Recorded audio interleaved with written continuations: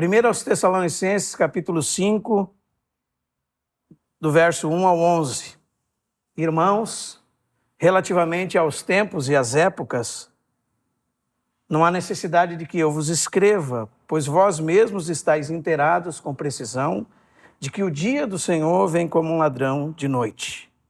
Quando andarem dizendo paz e segurança, eis que lhes sobrevirá repentina destruição, como vêm as dores de parto a que está para dar à luz, e de modo algum escaparão. Mas vós, irmãos, não estáis em trevas, para que esse dia como um ladrão vos apanhe de surpresa. Porquanto vós todos sois filhos da luz e filhos do dia. Nós não somos da noite nem das trevas. Assim, pois, não durmamos como os demais. Pelo contrário, vigiemos e sejamos sóbrios. Ora, os que dormem, dormem de noite, e os que se embriagam, é de noite que se embriagam. Nós, porém, que somos do dia, sejamos sóbrios, revestindo-nos da couraça da fé e do amor, e tomando como capacete a esperança da salvação. Porque Deus não nos destinou para a ira, mas para alcançar a salvação mediante nosso Senhor Jesus Cristo, que morreu por nós, para que quer vigiemos, quer durmamos, vivamos em união com Ele. Consolai-vos, pois, uns aos outros e edificai-vos reciprocamente, como também estáis fazendo. Vamos orar, irmãos. Deus, nós nos apresentamos mais uma vez diante do Senhor e nos expomos, Senhor, a Tua palavra. Nós sabemos, Senhor, que ela não volta para Ti vazia e ela prospera naquilo que foi enviada. Senhor, sabemos que precisamos dela para a edificação. Nós nos encomendamos ao Senhor, Senhor, a palavra da Tua graça, que tem poder para nos edificar e nos dar herança entre os que são santificados. Senhor, sabemos que precisamos da Tua palavra. Senhor, é pela Tua palavra que Tu nos lava, Senhor, para apresentar a Ti mesmo, igreja gloriosa, sem mácula, nem ruga, nem coisa semelhante, porém santa e sem defeito. Sabemos que é pela Tua palavra, Senhor, que nós somos transformados. Que é pela Tua palavra que nós somos regenerados. Pela ação do Teu Santo Espírito por meio da Tua palavra. E nós nos encomendamos a Ti, Senhor. No precioso nome do Teu Filho Jesus. Amém. Irmãos, essa é a 22ª mensagem sobre o livro de Tessalonicenses. Essa série tem o intuito de descrever uma igreja modelo, como nós encontramos lá no capítulo 1 dessa epístola, no verso 7. Os Tessalonicenses haviam se tornado um modelo para todos os crentes na Macedônia e na Acaia. E nas últimas mensagens nós falamos um pouco sobre aqueles que dormem no Senhor e a esperança de ressurreição, de arrebatamento, de reunião com o Senhor Jesus nos ares. E já cobrimos o capítulo 5, dos versos 1 a 3, que fala do dia da ira de Deus, o dia da vingança do Deus Todo-Poderoso.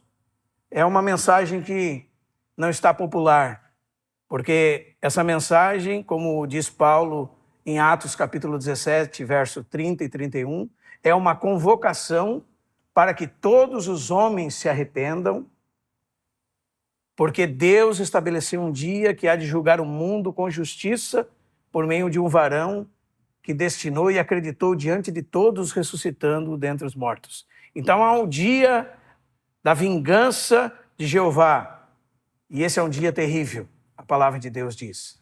E os versos 1 a 3 aqui nos dizem que havia uma preocupação por parte dos irmãos de entender sobre tempos e épocas.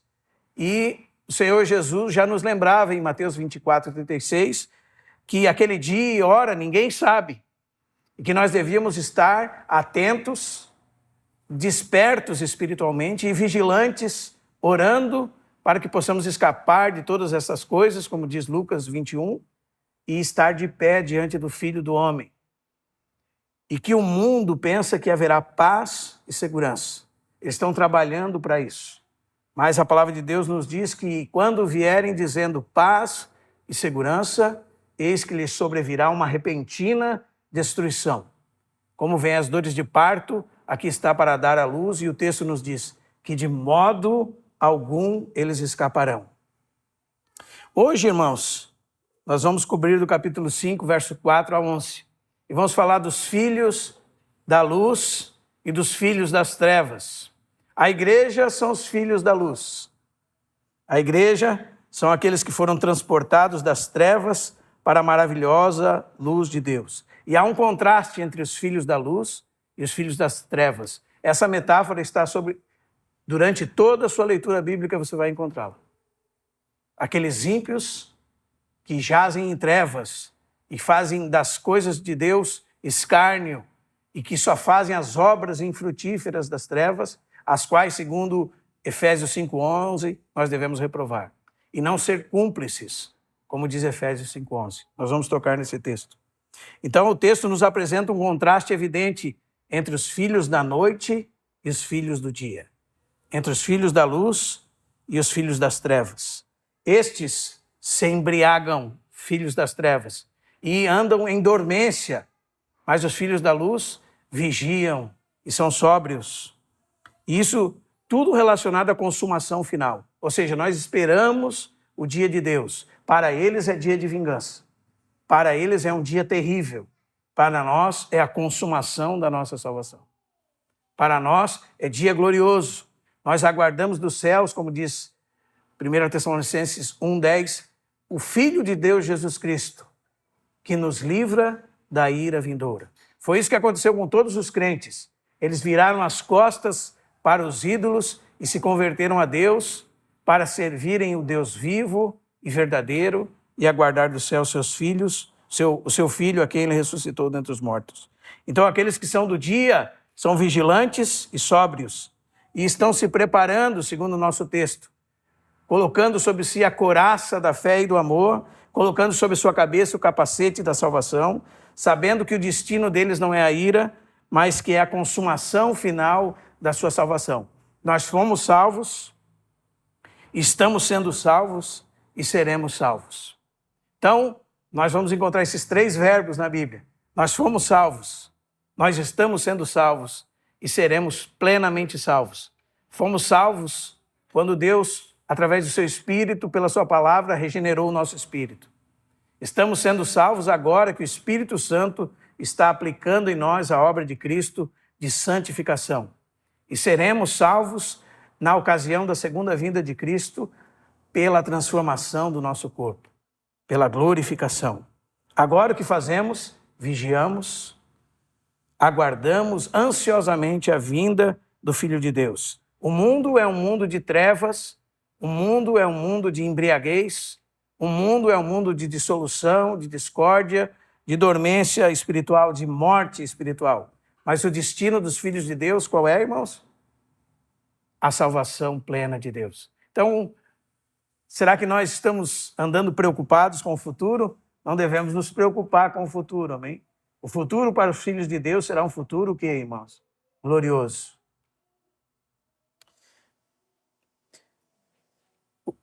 Verso 4. Mas vós, irmãos, não estáis em trevas, para que esse dia, como ladrão, vos apanhe de surpresa. Então, irmãos, todo cristão conhece a sua antiga condição diante de Deus. Onde nós estávamos? Quem nós éramos antes de sermos recebidos por Cristo? Onde nós estávamos, irmãos? Sob o domínio de Satanás, não é verdade? Onde está escrito isso? Colossenses 1,13. A Bíblia diz que Deus nos libertou da onde?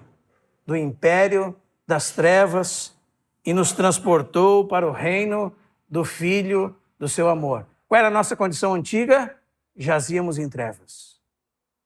Segundo Efésios 4, 17 e 18, nos é dito assim: portanto, lembrai-vos de que outrora vós, e isso inclui eu e você, gentios na carne, chamados incircuncisão por aqueles que se intitulam circuncisos na carne. Era assim que nós estávamos, gentios, chamados incircuncisos, separados de Deus, separados do povo de Deus, Mas em Cristo, diz, nós fomos reconciliados. E Efésios 4,17 diz: assim digo e no Senhor testifico, para que não mais andeis como nós andávamos, como também andam os gentios, na vaidade dos seus próprios pensamentos. O que mais?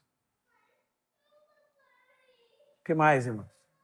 Obscurecidos de entendimento, alheios à vida de Deus por causa da ignorância em que vivem, pela dureza do seu coração, os quais se tornaram insensíveis e se entregaram à dissolução para com avidez cometerem toda sorte de impureza.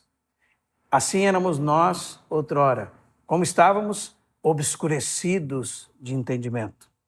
Romanos 1:21 diz que, tendo conhecimento de Deus, não o glorificaram como Deus, nem lhe deram graças, antes se tornaram nulos em seus próprios raciocínios. O texto diz, obscurecendo-lhes o coração insensato.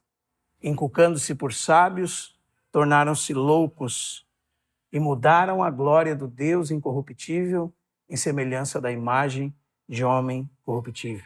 Tínhamos um coração endurecido, um coração em trevas.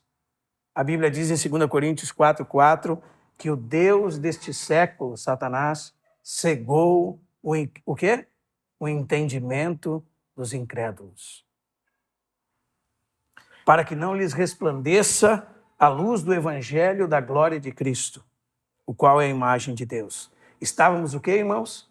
Mortos, cegos, obscurecidos de entendimento, em trevas no coração.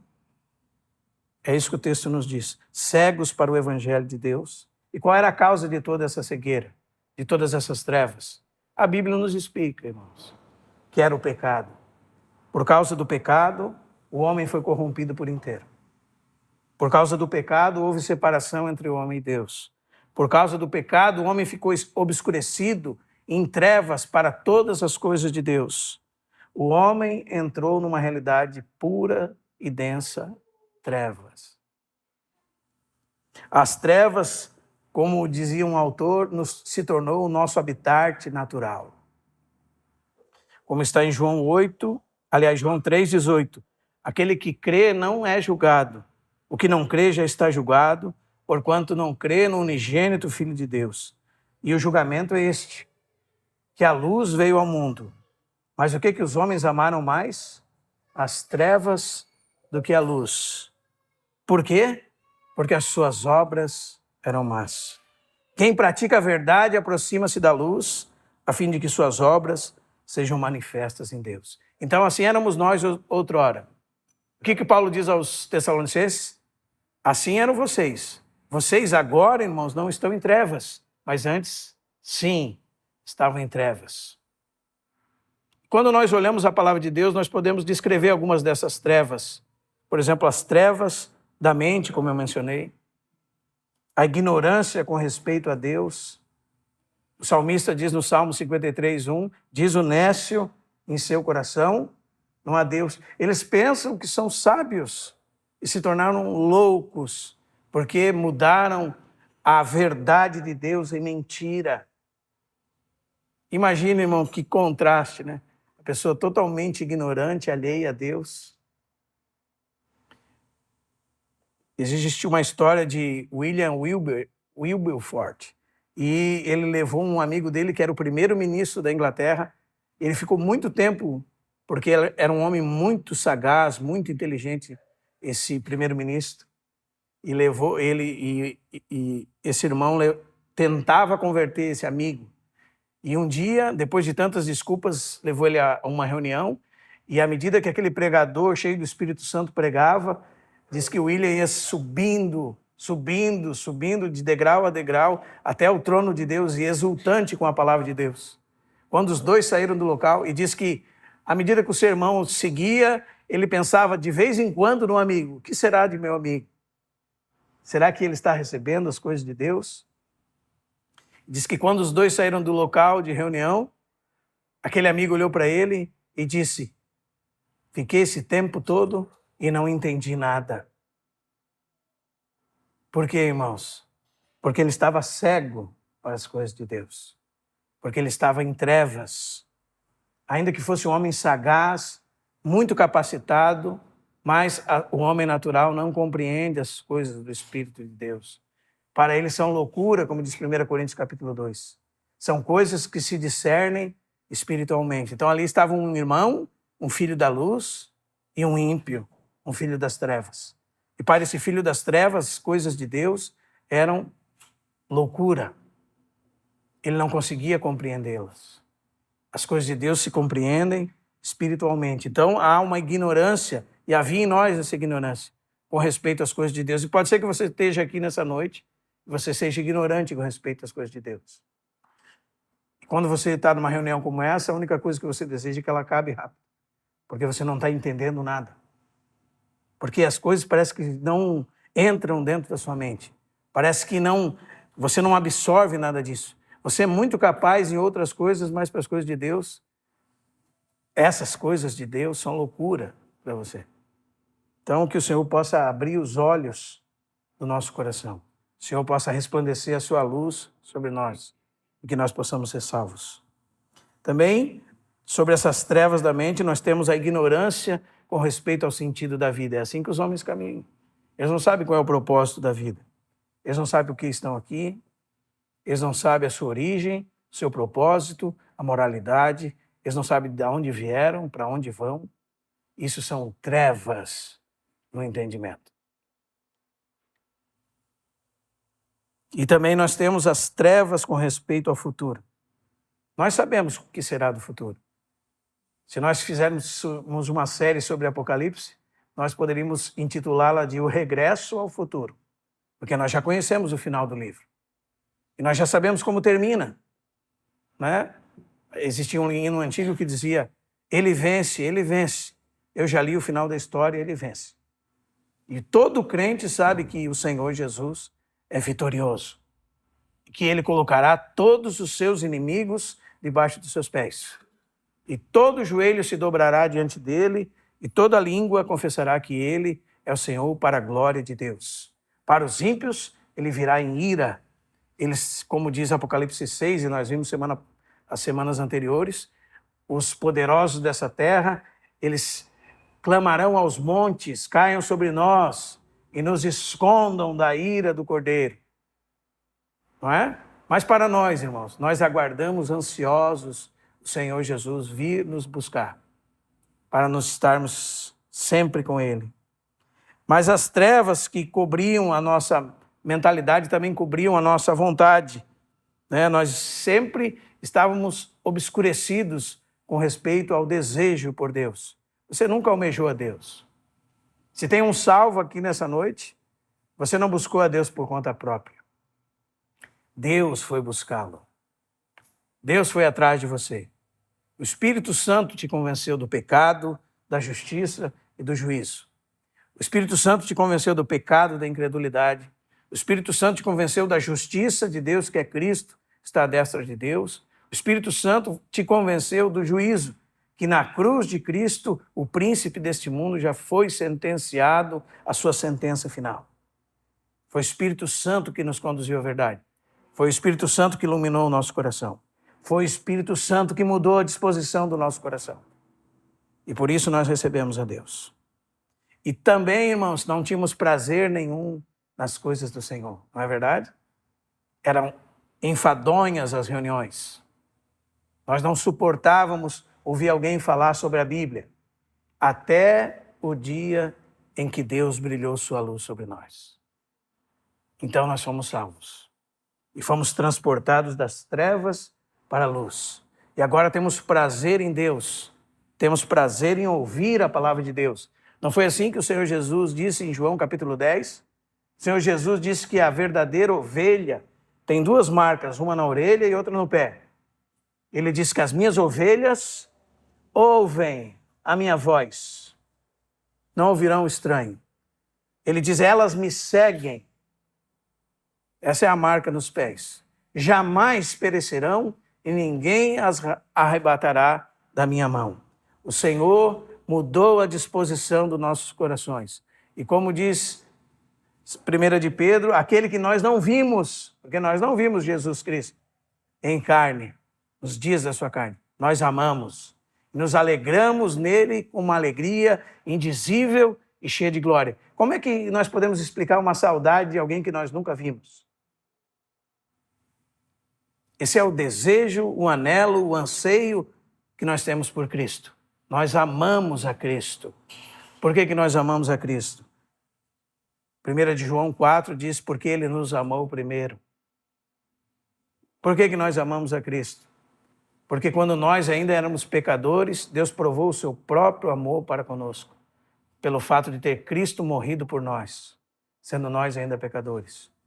E Deus derramou o seu amor em nossos corações, pelo Espírito Santo que nos foi otorgado. E por isso nós amamos a Cristo, porque o amor dele encheu os nossos corações e mudou as nossas afeições. Antes nós estávamos nas trevas da ignorância, nas trevas, completamente mortos, e agora estamos vivos, bendito seja o nome do Senhor. E também estávamos atolados até o pescoço nas obras infrutíferas das trevas. Trevas era a condição de toda a nossa conduta. Todas as nossas palavras eram palavras das trevas. Todas as nossas obras, todas as nossas ações eram obras das trevas. Então, trevas do entendimento e trevas morais. Isso se resume à nossa condição antes de estarmos em Cristo. Isso resume a condição de toda a raça humana sem Cristo. Aliás, nós podemos viver a vida inteira reunindo domingo após domingo e andarmos em trevas, estarmos mortos para com Deus, não termos o Espírito Santo e termos o nosso destino selado quando Cristo voltar. Sermos condenados à eternidade da separação para com Deus e ao lago de fogo. Não importa se você é religioso ou não. Isso não faz a mínima diferença. Aliás, nos nossos dias eu percebo como a religiosidade dificulta a aceitação da verdade. Como a religiosidade é como que alguém na porta que não deixa, que não entra e que não deixa os outros entrar como os fariseus. Esse é o espírito da religiosidade. Então, uma pessoa pode estar a vida inteira reunindo em determinado lugar, mas não ter a salvação. E não é ela reunir domingo após domingo que traz a ela a salvação. Isso não é salvação. Qual era a nossa condição, então, irmãos? Efésios 2, 1 a 3. Quem é que sabe o que está escrito lá? Fala que Deus nos deu vida, estando nós mortos em nossos delitos e pecados. Era neles que nós andávamos outrora, segundo o curso deste mundo, segundo a corrente desse mundo, segundo o príncipe da potestade do ar, o Satanás, que usa dos homens como se fossem fantoches, o espírito que agora atua nos filhos da desobediência, diz Paulo, entre os quais todos nós andamos outrora, e diz o texto, segundo as inclinações da nossa carne, fazendo a vontade da carne e dos pensamentos, e diz o texto, éramos por natureza filhos da ira, como também os demais. E o texto segue no verso 4 dizendo, mas Deus, sendo rico em misericórdia. Esse é Deus, irmãos. Como diz Jeremias 31, com amor eterno te amei e com a minha benignidade te atraí. Deus, sendo rico em misericórdia. É por causa de Deus, por causa do grande amor com que nos amou, e estando nós mortos, essas são as trevas da nossa realidade anterior a Cristo, em nossos pecados e delitos, nos deu vida juntamente com Cristo. Amém? O que nós somos agora, então? Luz do Senhor. Verso 5 diz, porquanto vós todos sois filhos da luz e filhos do dia. Não somos da noite nem das trevas. Continua o mesmo contraste. Qual é esse significado de luz na Bíblia, irmãos? Como é que nós podemos entender isso? Qual é o sentido dessa figura da luz? Porque as coisas que nós olhamos nesse patamar terreno são sombras e figuras das coisas celestiais. Quem lembra o que Jesus disse em João capítulo 15? Eu sou a videira verdadeira. Então, nós passamos por várias parreiras de uva aí, e nós podemos encontrar videiras, não é? Mas existe a videira verdadeira. Quem é? Cristo. Nós, todos o amanhecer dos nossos dias, vemos o que nascer, irmãos? O sol. Mas qual é a verdadeira luz que, vinda ao mundo, ilumina todo homem? João, capítulo 1, a partir do verso 4. Jesus é a verdadeira luz que, vinda ao mundo, ilumina todo homem.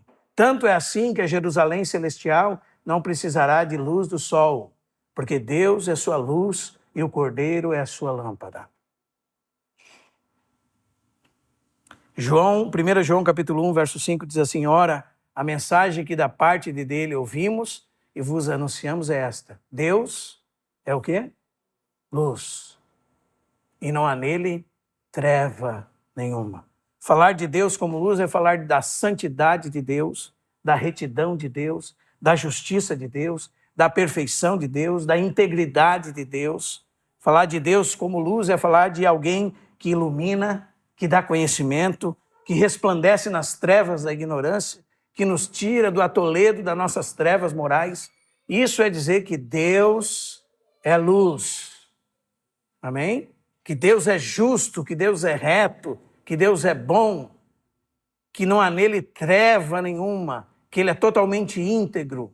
É a luz maravilhosa de Deus. Então, se Deus é luz, às vezes nós estamos adorando Deus do Voz da Verdade, não é verdade? Que o pessoal lá do Voz da Verdade é unicista, é do só Jesus, são modalistas.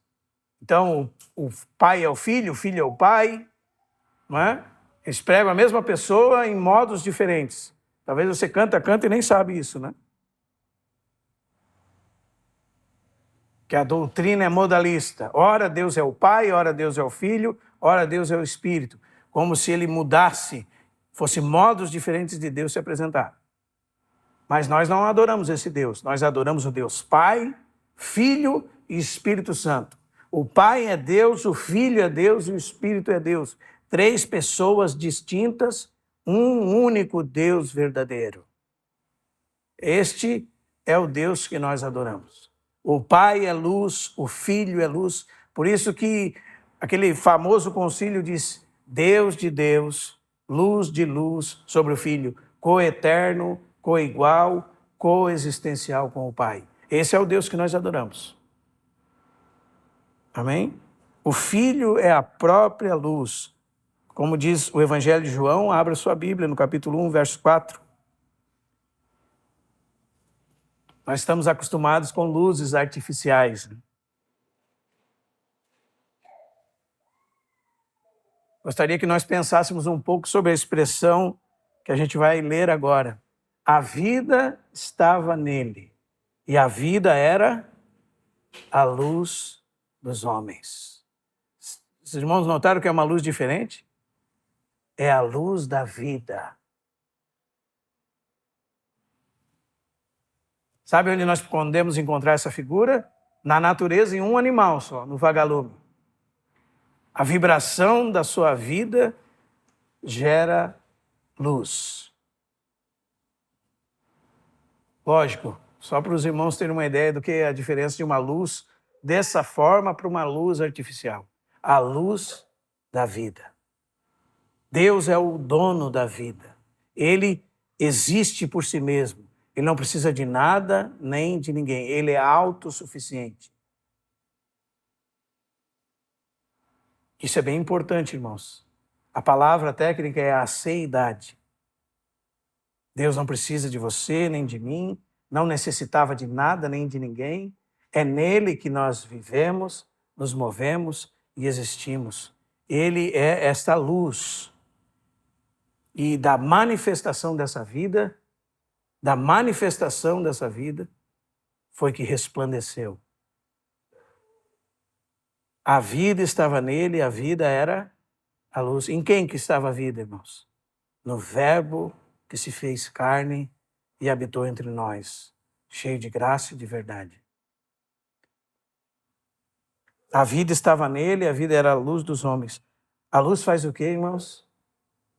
Rompe as trevas, resplandece nas trevas. E as trevas não prevaleceram contra ela. E vai falar de João, diz, houve um homem enviado por Deus, cujo nome era João, o Batista. Este veio como testemunho para que testificasse a respeito do quê? Da luz, a fim de todos virem a crer aonde? A crer na luz, por intermédio dele. Ele não era luz, mas veio para que testificasse da luz, a saber o quê? A verdadeira luz que, vinda ao mundo, ilumina a todo homem. Todos aqueles que foram iluminados por Deus vieram a Cristo. O entendimento obscurecido deles foi esclarecido. Eles foram despertados dentro do seu espírito para Deus e nasceram de novo. Também Jesus diz em João capítulo 8, verso 12, eu sou a luz do mundo. Aquele que me segue não andará nas trevas, pelo contrário, terá o quê? A luz da vida. Agora ele compartilha dessa vida. É isso que a mensagem do Evangelho faz. Seguir a Cristo é crer em Cristo. Seguir a Cristo não é uma moralidade retirada de Cristo sem a pessoa de Cristo. Seguir a Cristo é muito mais do que seguir os passos de Cristo. É estar unido com Cristo, negando-se a si mesmo e permitindo que Cristo viva através de nós. Isso é seguir a Cristo. Então, irmãos, aqueles que creem no Filho de Deus se tornam o quê? Luz. Eles são agora os recipientes da luz de Deus em si mesmos. Que luz é essa? O próprio Cristo. Não é a moralidade de Cristo, a bondade de Cristo, algum atributo de Cristo separado de Cristo. É o próprio Cristo. E isso tem muitos desdobramentos, irmãos.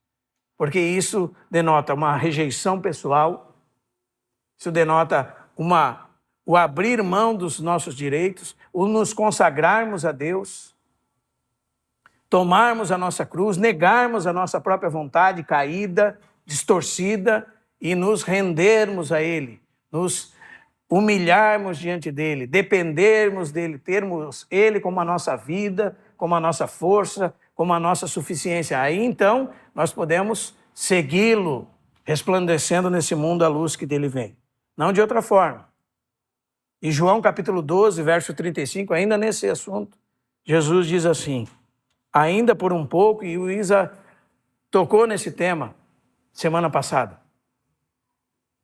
Quem lembra? É chegada a hora, aquela bendita hora. E depois, o Senhor Jesus disse para eles assim, ainda por um pouco a luz está convosco. Andai enquanto tendes a luz, para que as trevas não vos apanhem. Quem anda nas trevas não sabe para onde vai. Irmãos, perceberam? Se o mundo jaz em trevas, irmãos, no maligno, para onde eles estão indo? Eles não fazem ideia do que estão fazendo. Eles não sabem para onde vai. As trevas lhes cegaram os olhos. As trevas lhes cegaram o entendimento. Satanás, o Deus desse século, cegou o entendimento dos incrédulos, para que não lhes resplandeça a luz do Evangelho de Deus. Enquanto tendes a luz, crede na luz, para que vos torneis filhos da luz. Esses são os Tessalonicenses. Todos vós sois filhos da luz e filhos do dia. Jesus disse essas coisas e, retirando-se, ocultou-se dele. Agora que Jesus já realizou sua obra, irmãos, há 2000 anos atrás, vivendo uma vida perfeita, morrendo uma morte expiatória por causa dos nossos pecados, sendo erguido da terra, colocado no sepulcro, ressuscitado ao terceiro dia, elevado aos céus, assentado à destra de Deus, tendo derramado o Espírito Santo, que agora vive na igreja. O que os apóstolos fizeram depois desse movimento todo? Pregaram a mensagem da luz. O Evangelho é o poder de Deus para tirar os homens das trevas para a luz, do poder de Satanás para Deus. E foi isso que Paulo experimentou sobre ele no caminho de Damasco. Há três descrições da conversão do apóstolo Paulo. Atos 9, Atos 22 e Atos 26. Ele mesmo testemunha que ele pegou cartas dos principais sacerdotes para perseguir os santos. E no caminho de Damasco uma luz brilhou sobre ele. E derrubou ele e todos os que estavam com ele por terra. E o que aconteceu, irmãos? A Bíblia diz que ele perguntou, veio da luz a seguinte voz: Saulo, Saulo, por que me persegues? Dura coisa é recalcitrares contra os aguilhões. E ele perguntou: quem és, Senhor? Jesus podia dizer: eu sou a luz do mundo. Eu sou Jesus a quem tu persegues. Se os irmãos quiserem abrir em Atos 26, 12 a 18, diz assim: com estes intuitos parti para Damasco, porque eu quero ler o 26, porque o 26 é um relato mais completo das palavras de Jesus ao apóstolo Paulo. Os outros dois relatos têm uma forma mais resumida. Com esses intuitos parti de Damasco, levando a autorização dos principais sacerdotes e por eles comissionado. Ao meio-dia, ó rei, indo eu de caminho afora, vi uma luz no céu, mais resplandecente que o sol, que brilhou ao redor de mim e dos que iam comigo. E caindo todos por terra, ouvi uma voz que falava em língua hebraica: Saulo, Saulo, por que me persegues? Dura coisa é recalcitrares contra os aguilhões. Então eu perguntei: quem és, Senhor? Ao que me respondeu o Senhor: eu sou Jesus, a quem tu persegues. E agora vem o comissionamento. Mas levanta-te e firma-te sobre os teus pés, porque para isto te apareci, para te constituir ministro e testemunha, tanto das coisas que me viste, como daquelas pelas quais te aparecerei ainda, livrando-te do povo e dos gentios, para os quais eu te envio. Os irmãos estão acompanhando? Coloque os olhos na sua Bíblia. Para lhes abrires os olhos. Bênção de Deus. Tirando toda a cegueira. E os converterdes do que, irmãos? Das trevas para a luz. Do poder de Satanás para Deus, a fim de que recebam eles a remissão de pecados e a herança entre os que são santificados. Logo mais adiante ele diz, verso 22 e 23, mas alcançando o socorro de Deus, porque ele permanecia até aquele dia, muitos anos depois, diante do rei Agripa, e ainda iria até Roma, seria preso, solto, preso novamente, até que chegasse o seu martírio. Ele diz no verso 22, mas alcançando o socorro de Deus, permaneço até o dia de hoje, dando testemunho tanto a pequenos quanto a grandes, porque ele está diante do rei Agripa. Nada dizendo senão o que os profetas e Moisés disseram haver de acontecer, isto é, que o Cristo devia padecer, e sendo o primeiro em ressurreição dos mortos, o que faria? Anunciaria a luz ao povo e aos gentios. Irmãos, percebem? Qual é a mensagem do Evangelho, irmãos? A mensagem do Evangelho é a mensagem da luz de Deus, que vindo ao mundo ilumina todo homem. E quando ela é pregada no poder do Espírito Santo, os homens são tirados das trevas para a luz, da cegueira de Satanás para Deus, da potestade de Satanás para o reino do Filho do seu amor. Como nos tornamos filhos da luz? É assim, pela ação poderosa do Espírito Santo, através da bendita palavra de Deus. E foi isso que aconteceu conosco quando éramos cegos para com Deus. Se nós quiséssemos acompanhar aquele texto que mencionei, de 2 Coríntios 4, o verso 6 diz assim: porque o Deus que disse das trevas resplandecerá a luz. O que continua dizendo? Ele mesmo resplandeceu em nosso coração, para a iluminação do conhecimento da glória de Deus na face de Cristo. Isso é salvação. Quando Deus, que na criação disse, haja luz, e houve luz, resplandece em nossos corações. Para a iluminação do quê? Do conhecimento que outrora estava obscurecido, que outrora estava alheio a Deus, que outrora estava indiferente ao Espírito de Deus. Quando Deus resplandece nas trevas do coração humano. Bendito seja o nome do Senhor. Para o conhecimento da glória de Deus na face de Cristo. Agora, irmãos, nos tornamos povo de Deus, é o que nós lemos no início da reunião. Vós, porém, sois raça eleita, sacerdócio real, nação santa, povo de propriedade adquirida de Deus, a fim de proclamardes as virtudes daquele que vos chamou de onde? Para vós que antes não erais povo, mas agora sois povo de Deus. Não havias alcançado misericórdia, mas alcançastes misericórdia. Bendito seja o nome do Senhor. O Senhor que nos chamou das trevas para a sua maravilhosa luz. Louvado seja o nome do Senhor. Efésios 5:8 diz, pois outrora éreis trevas, porém agora sois luz no Senhor. Olha, não diz só que nós estávamos em trevas. Diz que nós éramos trevas. E não diz somente que nós fomos iluminados. Diz que nós nos tornamos luz em Cristo Jesus. Há uma diferença bem significativa.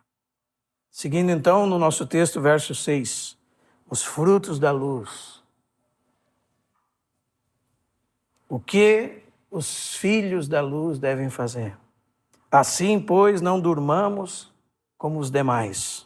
Pelo contrário, vigiemos e sejamos sóbrios. Ora, os que dormem, dormem de noite, e os que se embriagam, é de noite que se embriagam. Nós, porém, que somos do dia, repete, sejamos sóbrios, revestindo-nos da couraça da fé e do amor, e tomando como capacete a esperança da salvação. Esse contraste entre luz e trevas, dia e noite, segue na mente de Paulo. Entre os filhos da luz e os filhos das trevas, os filhos do dia e os filhos da noite. Aqueles que são do dia, aqueles que são da luz, devem ser vigilantes e sóbrios. O que significa vigiar, irmãos? Significa estar espiritualmente alerta. Significa estar atento, como um guarda que observa durante a noite e que se previne do perigo. E previne aqueles que são guardados por ele do perigo. Isso é vigiar. Aliás, a palavra Gregório vem desse verbo, vigiar. Aí coloque o nome de Gregório no seu filho para você nunca esquecer de vigiar. Você olha para o filho e diz, vigiai. Vigiemos. Dá ideia para os irmãos que têm bastante filho aí. O próximo é Gregório, né? Não.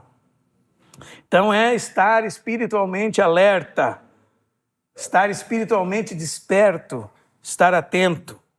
E o que é a palavra que ilumina, irmãos, nesse lugar tenebroso de trevas em que nós andamos? Aliás, o que é a luz que ilumina? Já dei a deixa, né?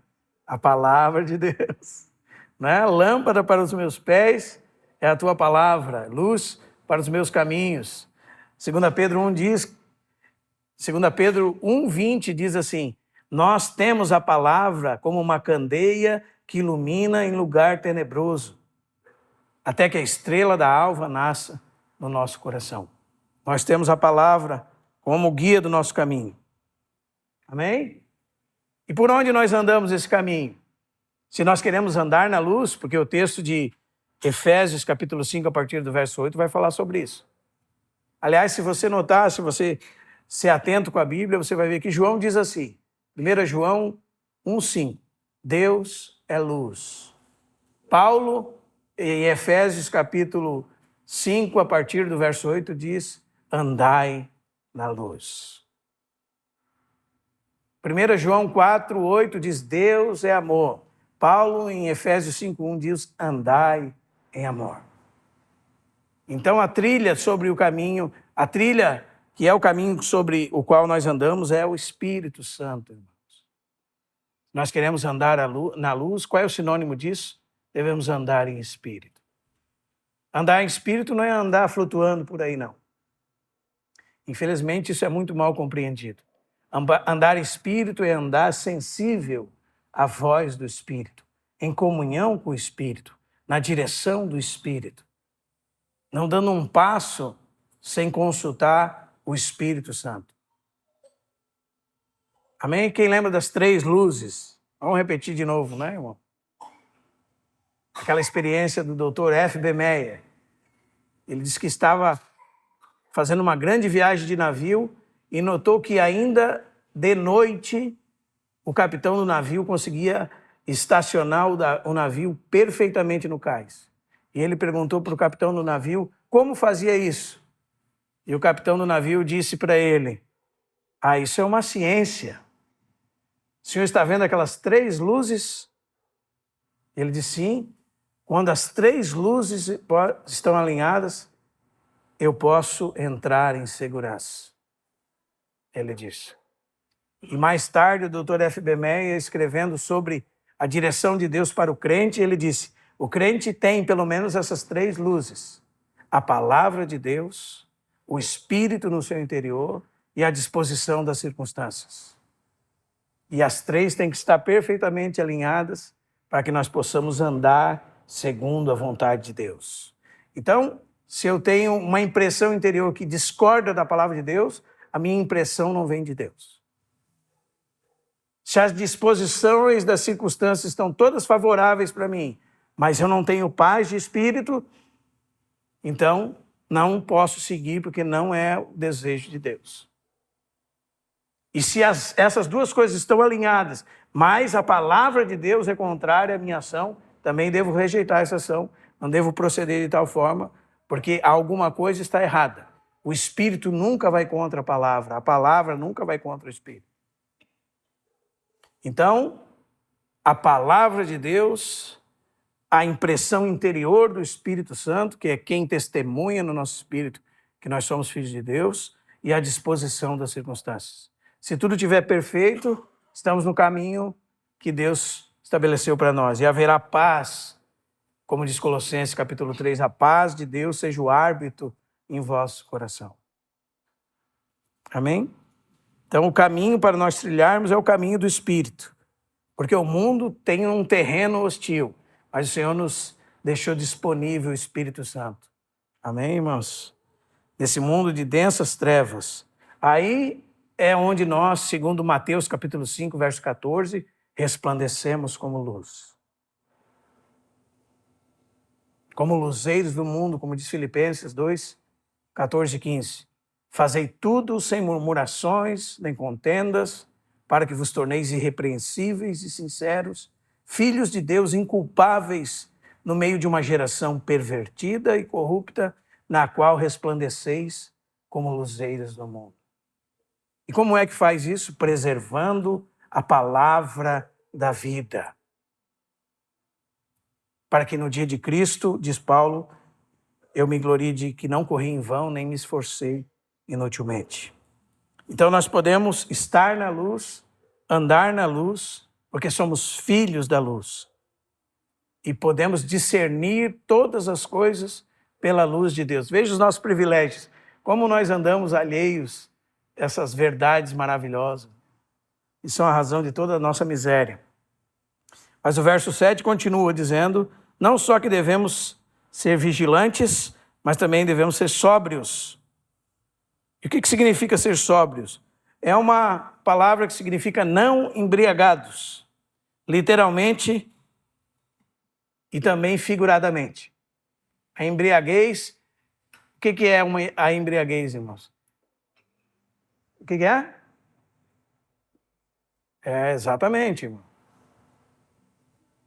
se perdeu a realidade das coisas, se perdeu a consciência, se perdeu a capacidade de raciocinar de maneira adequada. Isso é a embriaguez. É isso que o mundo faz conosco. Não é assim que o mundo faz conosco, irmãos? Ou seja, os sentidos foram entorpecidos. A mente foi entorpecida, os pensamentos não são claros. Isso é embriaguez. E a Bíblia diz que nós devemos ser o quê? O contrário disso. Ter a mente esclarecida. E isso está relacionado ao fim dos tempos, como o nosso texto diz. Jesus, aliás, disse isso. Se os irmãos abrirem em Lucas, capítulo 21, depois que ele diz que os discípulos deveriam olhar para a figueira, suas árvores, quando brotam, está perto o verão, não é? Depois ele diz assim, acautelai-vos, 21:34 de Lucas, por vós mesmos, para que nunca vos suceda que vosso coração fique sobrecarregado com as consequências da orgia, da embriaguez e das preocupações deste mundo. E para que aquele dia não venha sobre vós repentinamente como laço. Os irmãos percebem como o quê? Como um ladrão de noite. Pois há de sobrevir sobre todos os que vivem sobre a face da terra. E Jesus segue dizendo, vigiai, pois, a todo tempo, orando para que possais escapar destas coisas que têm de suceder e estar em pé na presença do Filho do Homem. A palavra acautelai-vos aqui significa cuidar, estar atento, estar com a mente ativa e esclarecida, estar percebido. Então o texto nosso segue falando como nós podemos ser sóbrios. E o texto diz assim, ora, nós, verso 8, que somos do dia, sejamos sóbrios, revestindo-nos da couraça da fé e do amor e tomando como capacete a esperança da salvação. Às vezes a gente vai ficar procurando fantasia para explicar isso aqui, né, irmãos? A própria palavra de Deus, nessa mesma epístola, vai explicar as três coisas presentes aqui. Fé, amor e esperança. O que nós precisamos ter claros é que essa couraça é um material de proteção. E o capacete também um material de proteção, parte da armadura de um soldado. Isso nós precisamos ter claro aqui. E essa couraça tem duas partes, fé e amor. Não é isso que está escrito aí na sua Bíblia? É como o colete à prova de bala, né? Protege todos os órgãos vitais do ser humano. Protege pela frente, protege pelas costas. Mas era diferente, lógico, do colete à prova de balas. Só estou dando um exemplo para os irmãos, para nós nos situarmos aqui. Mas a couraça era aquele equipamento do soldado que protegia a sua dianteira e suas costas, como um colete que colocava-se sobre o corpo. Amém? Quando nós abrimos lá em 1 Tessalonicenses, porque a Bíblia vai explicar ela mesmo, no capítulo 1, verso 3, nós encontramos essas três coisas lá. Paulo fala assim, que recordava diante de Deus da operosidade da vossa fé, da abnegação do vosso amor e da firmeza da vossa esperança em nosso Senhor Jesus Cristo. Então a fé, irmãos, não é uma simples convicção espiritual, aliás, intelectual, ou pensamentos que aderiram a um sistema de crenças, não tem nada a ver com isso. A fé aqui é uma genuína união com Cristo que se manifesta em trabalho. Ou seja, uma genuína união com Cristo que produz boas obras. Qual é o cristão que está seguro no que concerne à segunda vinda de Cristo? Aquele que está na luz, que é um filho da luz, que tem as obras da luz manifestas nele. Ele está unido a Cristo e produz as obras de Cristo.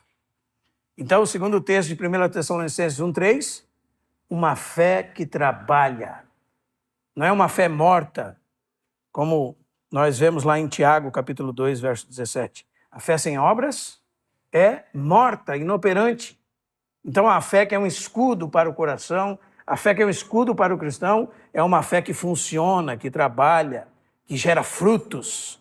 Frutos. Os irmãos entenderam? Vou dizer para os irmãos repetirem. Ela gera o quê? Frutos. E pelos frutos se conhece a árvore. Jesus disse em Mateus capítulo 12.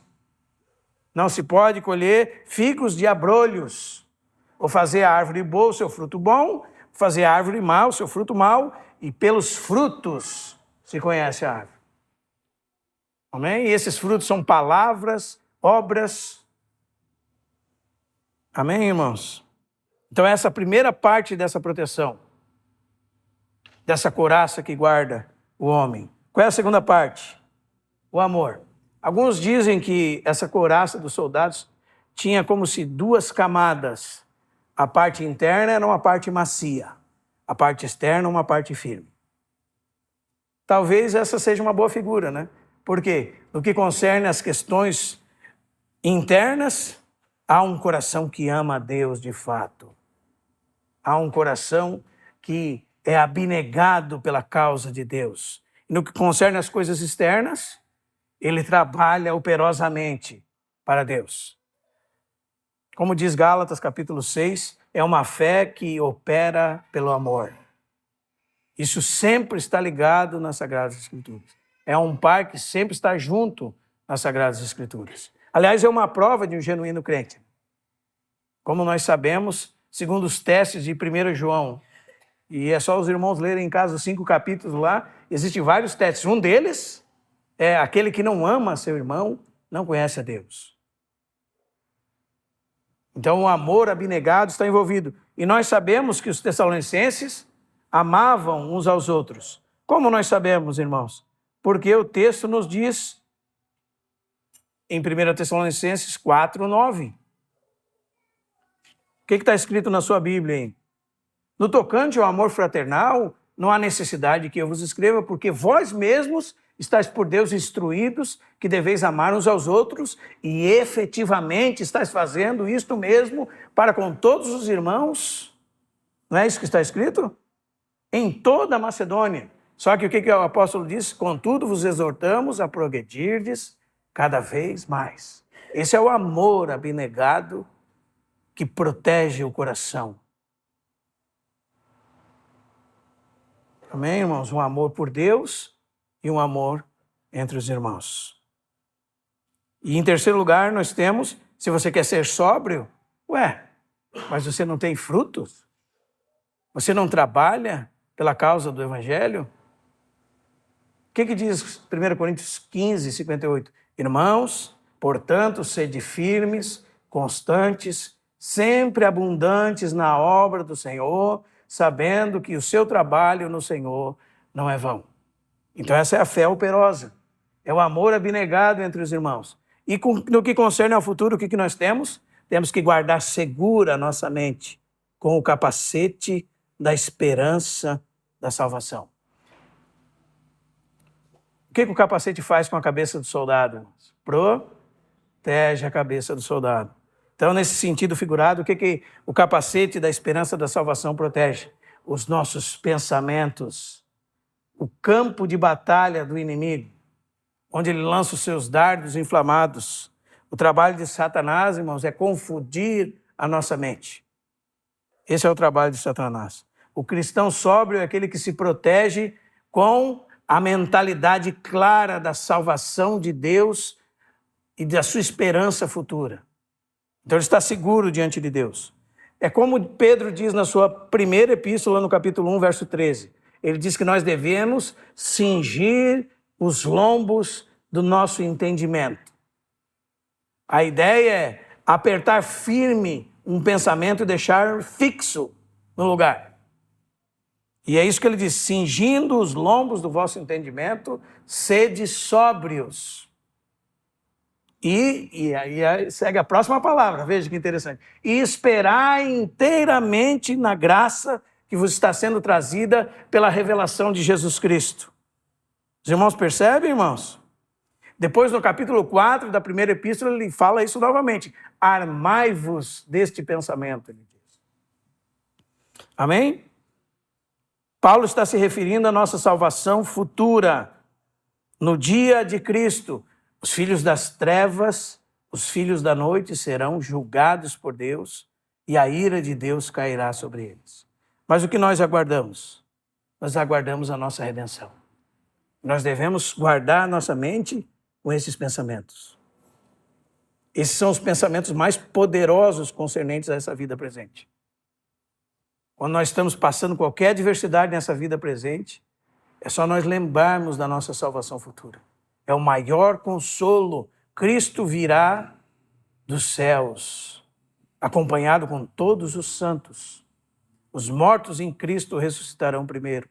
Depois nós, os vivos, seremos arrebatados juntamente com eles para o encontro com o Senhor nos ares. O texto diz, estaremos para sempre com o Senhor. Esse é o pensamento com o qual nós devemos nos guardar. Amém, irmãos? E o verso 9, para encerrarmos, diz motivo, que devemos ser sóbrios, que devemos manifestar a luz de Deus, devemos ser vigilantes. Deus não nos destinou para a ira. Louvado seja o nome do Senhor. Mas para alcançar a salvação mediante nosso Senhor Jesus Cristo. E como eu disse para os irmãos, fomos salvos, seremos salvos no futuro, estamos sendo salvos. No futuro seremos o quê, irmãos? Está sentindo mais segurança em Deus nessa noite? Espero que sim. Se você é um filho de Deus, Deus, segundo Filipenses 1:6, há de completar a obra que começou em você. Se você é um filho de Deus, amém? Se não é, pode se tornar hoje. Mas Deus não destinou seus filhos para a ira. Seu futuro está garantido. Então, qual é a nossa incerteza com respeito ao amanhã? Vamos sair daqui todo mundo feliz. Já pode começar a sorrir para mim agora, amém? Deus não nos destinou para a ira. Os irmãos entenderam, irmão? A ira de Deus virá sobre todo mundo. Ele desfará os céus, a terra, fará novos céus e nova terra. Nós aguardamos isso.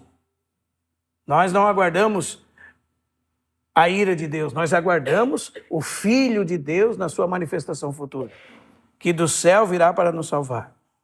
Seremos livres da ira. E por que nós podemos nos sentir seguros, irmãos? Porque Jesus morreu por nós, como diz o verso 10. Sabe o que significa isso? Significa que ele pagou a pena, que ele pagou o preço. Significa que ele concluiu o trabalho. Por que Paulo pode ter tanta segurança em dizer que ninguém poderá nos separar do amor de Deus que está em Cristo Jesus? Porque ele sabia o que Jesus fez naquela cruz. Sabia então que nem a morte, nem a vida, nem os anjos, nem os principados, nem as coisas do presente, nem do porvir, nem os poderes, nem a altura, nem a profundidade, nem qualquer outra criatura poderá separar-nos do amor de Deus que está em Cristo Jesus. Ninguém pode nos separar dele. Nós estamos garantidos na mão dele. Mas olha o texto, final do verso 10. Cristo morreu por nós, para que? Quer o quê? Se nós estamos vivos, o que nós vamos fazer? Vamos sair de férias. Vamos curtir a vida doidado.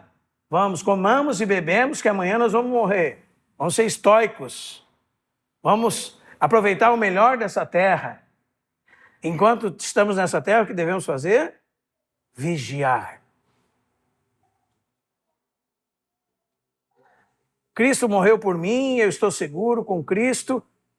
O que eu faço agora? Bom, segundo 1 Pedro e 2 de Pedro, nós temos que confirmar a nossa vocação e a nossa eleição, associando a nossa fé à virtude, o conhecimento, domínio próprio, a perseverança, a fraternidade, o amor. Essas coisas existindo em nós e em nós aumentando, mostra que nós não somos nem inativos, nem frutuosos no pleno conhecimento de Deus. Devemos vigiar enquanto estamos na nossa peregrinação. Devemos estar despertos espiritualmente. Devemos cingir os lombos da nossa mente. Devemos ter em nós uma fé que produz boas obras. Devemos servir os irmãos em amor. Buscar a santidade, porque o Senhor disse, sede santos como eu sou santo. E tudo isso, irmãos, está por trás dessa expressão que nós encontramos no final. Quer vigiemos, quer durmamos. Veja como é uma frase que alguém em trevas não vai entender. Quer vigiemos, quer morramos. Essa expressão agora. Diferente dos que dormem de noite, que é outra palavra para os ímpios. É a palavra para o crente. O crente se você vive, sua vida é vigiar e orar. Mas se você morre, você não se perdeu. O texto continua dizendo que vivamos. Quer vigiemos, quer durmamos, vivamos. Porque Deus, segundo Mateus capítulo 22, verso 32, e Lucas 20, 38, não é um Deus de mortos. Deus é um Deus de vivos. E aqueles que estão em Cristo estão vivos. Se estão aqui nesse plano terreno, estão vigiando. Se já dormiram com o Senhor, estão diretamente com Ele. Estão vivos. Né? Só mudaram de lugar. Os irmãos lembram que eu falei da menininha que viu a sua mãe chorando, dizendo, eu perdi meu filho, eu perdi meu filho. E antes a mãe tinha consolado ela, dizendo, não, filho, ele está num lugar melhor, ele está com Jesus, ele está num lugar melhor. E a menininha ficou indignada da mãe dizer para a amiga, eu perdi meu filho, e chegou na simplicidade de uma criança e disse, mamãe, o que significa perder? Perder não é não saber onde está? E a mãe disse, filho, então por que a senhora está dizendo que a senhora perdeu o nosso irmão? Se ele está com Jesus, a gente sabe onde é que ele está, então ele não está perdido. Porque Deus não é um Deus de mortos, é um Deus de vivos. Então, se nós vigiamos, se nós dormimos, vivemos unidos com o Senhor. É isso que está escrito aí no seu texto, irmão? Jesus morreu por nós, para que quer vigiemos, quer durmamos, vivamos em união com Ele. Então, Cristo é a nossa luz. Cristo é a nossa esperança. Cristo é o amor de Deus manifestado. Cristo é aquele que em nós produz fé operosa, amor abnegado. Cristo também é a nossa esperança futura. Cristo morreu por nós.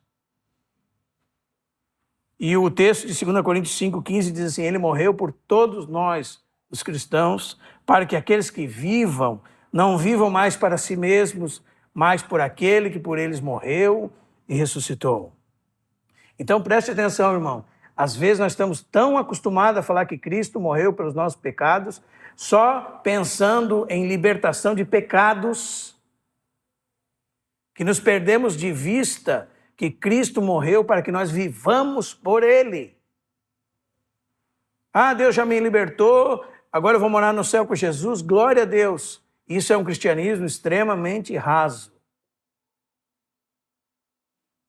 O cristianismo puro, bíblico, é o cristianismo que, na sua essência, tem Cristo morreu para aqueles que vivem, não vivam mais para si mesmos, mas para que vivam por Ele, que morreu por eles e ressuscitou por eles.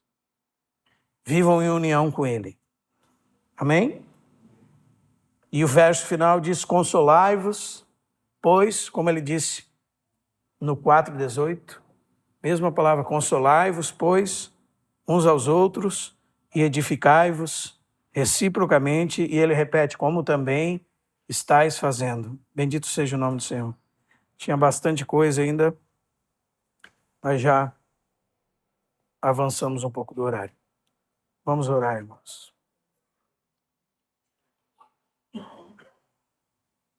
O Senhor nos ajude a compreender a sua palavra. Pai, nós damos graças por tão grande salvação. E como nós escaparemos, Senhor, se rejeitarmos tão grande salvação. Senhor, nós vemos a tua oferta de salvação dada a todos os homens. O Senhor já estabeleceu um dia que há de julgar o mundo com justiça, por meio de um varão que acreditou diante de todos, ressuscitando dentre os mortos. O Senhor diz que hoje todos os homens se arrependam. Ó Senhor, ajuda-nos, abre os olhos do nosso entendimento. Senhor, brilha a tua luz sobre nós. O salmista, no Salmo 36, diz: na tua presença há delícias perpetuamente. Na tua luz nós vemos a luz. Então, Senhor, brilha a tua luz sobre nós. Senhor, como tu fizeste no início, no primeiro dia, haja luz. Resplandece, Senhor, nos corações, para a iluminação do conhecimento da glória de Deus. Resplandece, Senhor. Senhor, que nós possamos verdadeiramente ouvir a tua voz, dizendo: desperta, ó tu que dormes, levanta-te de entre os mortos e Cristo te iluminará. Ajuda-nos, ó Santo Espírito de Deus, que a tua doce voz possa penetrar, Senhor, o profundo dos nossos corações, que possamos nos arrepender, que possamos nos unir a ti, Senhor, possamos crer, possamos ser salvos. Ó Senhor, para que verdadeiramente aqueles que não têm essa esperança possam sentir, Senhor, agraciados por ti, porque é de graça, Senhor. O Senhor disse: aquele que deseja, venha e beba de graça da água da vida. Senhor, nós oramos, pedimos no nome precioso do teu Filho Jesus. Ele já fez tudo aquilo que era necessário. Ó Deus, ajuda-nos a crescer no conhecimento da glória, Senhor, a crescer no conhecimento do teu Filho. Senhor, podermos contemplar a Cristo. Senhor, a nos achegarmos a Cristo, como nós falamos no início dessa reunião. A pedra que vive, e sermos por Ele edificados. E, Senhor, verdadeiramente oferecermos a Ti sacrifícios espirituais agradáveis por meio do Teu Filho Jesus. Senhor, esclarece o nosso entendimento. Dá espírito de sabedoria e de revelação. Senhor, para que nós possamos conhecer a grandeza do nosso chamamento. Possamos conhecer a glória da Tua herança que está em cada um de nós. E, Senhor, conhecer o poder da Tua ressurreição. Senhor, ajuda-nos. Abre os nossos olhos, Senhor. Tira toda a cegueira. Senhor, que nós não nos conformemos com esse século mau.